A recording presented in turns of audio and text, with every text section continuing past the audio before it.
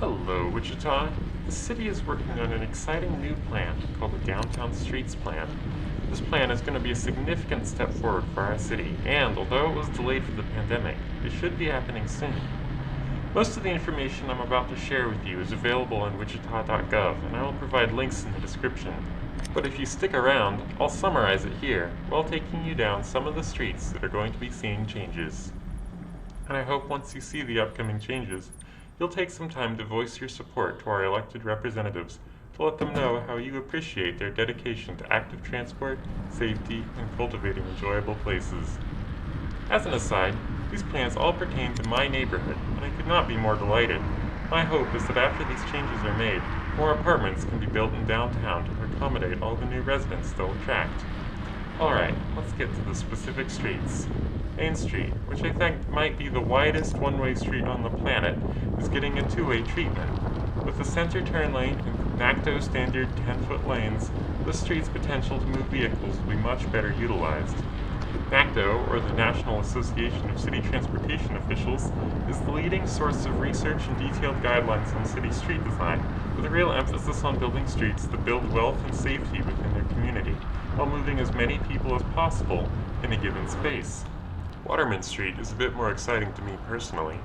A classic road diet turning 2 through lanes in each direction to 1 lane each direction plus the center turn lane. This arrangement is much safer, and the turn lane helps keep capacity up. In addition, buffered bike lanes with bollards. Bike lanes can move significantly more people for a given amount of pavement than car lanes can, and the addition of a barrier ensures that the cheap, efficient vehicles can be used in comfort and safety. As a resident, I really appreciate it when someone chooses to pass through my neighborhood in such a quiet vehicle.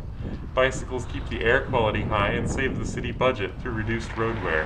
They pose no danger to the people around them. Market Street is getting a similar treatment with buffered bike lanes and lane reductions for safety. But instead of a center turn lane to increase driving capacity, it will have on-street parking.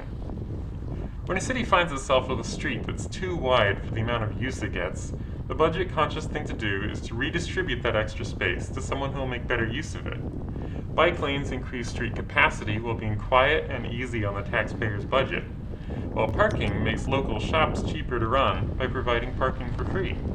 Dedicated bus lanes or trolley tracks can increase the street's capacity even further and provide the fastest available transit service. All of these are likely to provide much more value than redundant travel lanes, but deciding which one is best for a given area is a bit of an art and requires careful planning and observation. Broadway is getting a diet as well, this time with the extra space going to parking, center turn lanes, and nicer bus stops. Transit is a critically important part of any efficient city, and ours could use some upgrades, so I'm thrilled to see the stops get a bit of love. A lot of the time, people think of cycling lanes and buses as being for specific types of people. It's important to remember that many of the people they service could operate a car, but choose not to for your safety. Narcolepsy and visual impairment often allow one to use a bicycle or bus in perfect safety, even when it would be negligent to drive. And even people who drive regularly might choose to use some other mode of transportation to get to a bar, for instance. Topeka Street is getting a pretty good deal with both protected bike lanes and street parking. It's one way right now, but it's being adjusted to a much more flexible two-way arrangement that should make it more convenient to get around. Thanks for sticking it out to the end. I love documenting the excellent progress our city is making, and I love living in a more thriving town. I want to stress that our local leaders listen to us and do their best to run a good show. So, if you're excited to have a more walkable, bikeable, quiet, and peaceful city center, please write your city council member with your praises for the Downtown Streets Plan. Check the description for city documents, your local council member, and Bike Walk Wichita. Take care!